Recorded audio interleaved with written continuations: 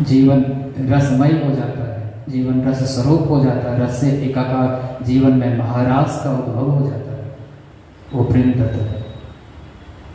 15 minute बचा हुआ है अन्य दिनों के समय के मुताबिक, और आखिरी प्रश्न है। आखिरी प्रश्न किनका है? दुर्वासा ऋषि जी का। सावधान, ये दुर्वासा जी भगवान भोलेनाथ के रौद्र रूप यानी क्रोधाविष्ट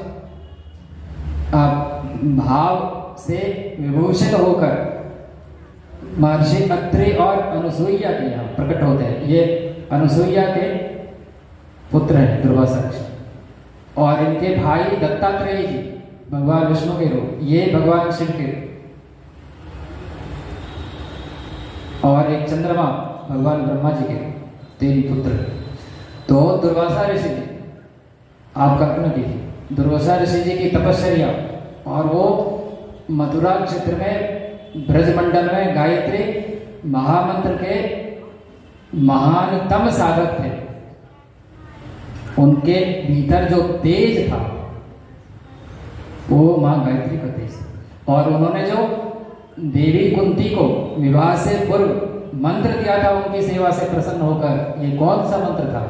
वो कौन सा मंत्र है जिससे किसी भी देवगण को हम आवाहित कर सकते हैं, उसको प्रसन्न कर सकते हैं, उससे वर प्राप्त, उसको वर देने के लिए विवश कर सकते हैं। पूज्य गुरुदेव ने कहा कि दुनिया का कोई भी काम जिस किसी भी मंत्र से संभव हो सकता है, वह सारा काम अगर किसी एक मंत्र से संभव होगा तो वो उस मंत्र का नाम है गायत्री मंत्र। समीकरण नंबर 1 और समीकरण 2, दुर्वासा ऋषि जी कहते हैं कि ये मंत्र ले लो बेटे, और तुम जिस भी देवी देवता को चाहो बुला सकती हो, प्रसन्न कर सकती हो, उसका पूजन कर सकती हो। अब आप ही बताइए कि दुर्वासा जी ने माता कुंती को कौन सा मंत्र दिया होगा? अगर ये मंत्र नहीं दिया होता तो सर्वप्रथम इस मंत्र के देवता सविता यानी सूर्य देव का उन्होंने आह्वान क्यों किया? और कवच कुंडल के साथ महारथी कर्ण का प्रादुर्भाव होता है। ये गायत्री महामंत्र की शक्ति, ये कवच है, ये कवच है जो गुरुदेव ने हम लोगों को दिया। हम इसके महत्व को नजरअंदाज कर रहे हैं। हम लोग सभी थोड़ा या बहुत सब करते हैं। दुर्वासा ऋषि जी का प्रश्न बड़ा सुंदर है, और आप लोग समझ भी गए होंगे दुर्वासा ऋषि जी ने क्या पूछा होगा। दुर्वासा ऋषि जी ने पूछा कि आपने आत्मज्ञान बता दिया, बड़ी अच्छी बात है, हम भी सुन रहे थे। मान लीजिए हम आत्मज्ञानी हो गए, जीवन देवता की साधना आराधना हमने कर ली, हम ईश्वर के अंश हैं, ये इस भाव की प्रतिष्ठा हमारे भीतर हो गई, और प्रेम भी हमारे भीतर, प्रेम तत्व आ गया। हम प्रेम में वशीभूत होकर समाधि से चित्त से नृत्य कर रहे हैं, मीरा जी की तरह, सूर की तरह, रैदास जी की तरह, दादू नानक तुकाराम की तरह, सूर तुलसी विवेकानंद ठाकुर रामकृष्ण परमहंस की तरह, भगवान कबीर की तरह। भगवान कबीर क्या कहते हैं? भगवान कबीर कहते हैं कि वो जो प्रेम तत्व है वो कोई साधारण तत्व नहीं है। वो जो विरह है, जिस विरह विरहा से गोपियां गुजरी थी, श्री जी गुजरी थी, वो कहते हैं बिरहा बिरहा मत कहो, बिरहा है सुल्तान, जही घट बिरह न संचरे सो घट जान मसान। और वो रोते हुए कहते हैं भगवान कबीर, कागा सबतन खाइयो चुन चुन करके बांध, बस 2 नैना मत खाइयो, मोहे पिया मिलन की आस, छाप तिलक सब छीनी रे तो से नैना मिलेंगे। ये निर्गुण भजन हम लोग सुनते हैं।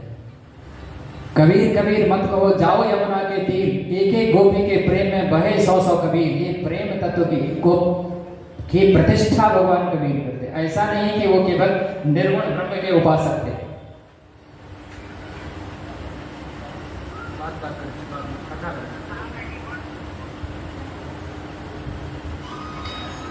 तो दुर्वासा ऋषि जी प्रश्न करते हैं, मान लीजिए सब ठीक ठाक है और पड़ोस में कोई नशे का सेवन करके आकर अगर भला बुरा कहने लगे, और अगर पत्थरबाजी करने लगे, अगर पीड़ा पहुंचाने का उपाय करने लगे, तो हम क्या करें? इतनी जो दुर्व्यवस्था है, उनका प्रश्न देखिए। दुर्वासा जी का प्रश्न एक बार रिपीट कर देते हैं। दुर्वासा ऋषि का प्रश्न है, ब्रह्म विद्या प्रवृत्ते संवर्धनस्य प्रसंग के संसारे व्याप्त दुर्भावे संघर्ष किम विधो भवे। यानी ब्रह्म विद्या तो सब ठीक है, लेकिन संसार में जो ये दुर्भावना है, ये जो भ्रष्ट चिंतन है, दुष्ट आचरण है, आखिर इसके प्रतिकार के लिए संघर्ष कि क्या विधि हो सकती है, उससे लोहा लेने का क्या उपाय हो सकता है, ये भी बता दीजिए। क्योंकि अगर अनीति का प्रतिकार नहीं किया गया तो नीति संपन्न लोग भी जीने के योग्य उनका जीवन नहीं रह जाएगा। यह साक्षी है। अंगद जी समझाने के लिए रावण को, वो नहीं माना। भगवान श्री कृष्ण समझा रहे हैं, दुर्योधन को नहीं माना। हुआ क्या? महाभारत युद्ध हुआ। तो दुर्वासा ऋषि जी कहते हैं, एक बड़ी प्यारी सी छोटी घटना है। महर्षि रमण के आश्रम में, साउथ में, अरुणाचल में, एक कोई जिज्ञासु क्या, एक पंडित यानी शास्त्रीय पंडित। ऐसे पंडित की परिभाषा हमारे प्रिय राजा से बड़ा सुंदर देते हैं, क्रियावान सा पंडित, यानी जो बहुत कुछ पढ़ लिया, समझ लिया, सीख लिया, वो पंडित नहीं है। वास्तव में पंडित वही है जो क्रियावान है, क्रियावान सपंडित या क्रियावान सपंडित। तो महर्षि रमन के आश्रम में कोई अक्रियावान पंडित आ गए और तरह तरह का प्रश्न पूछने लगा। महर्षि रमन समझाने का प्रयास कर रहे, वो समझने को तैयार नहीं है, तरह तरह का तर्क उतर। महर्षि रमन जी ने डंडा उठाया और उसको खदेड़ना शुरू किया। अब वो जो पंडित है पोथी लेके, अपना झोला लेके आगे आगे भाग रहा, आगे आगे पंडित, पीछे पीछे महर्षि रमन जो समझिए कि परम तत्व को साक्षात्कार करने वाले, उपलब्ध करने वाले महापुरुष महर्षि रमन, यानी पूज्य गुरुदेव के अवतार लीला के पूर्वार्ध में जो 3 महापुरुषों का नाम आता है, उसमें ठाकुर रामकृष्ण परमहंस, महर्षि योगीराज अरविंद और महर्षि रमन का नाम आता है। ऐसे मनीषी डंडा लेके पीछे पीछे।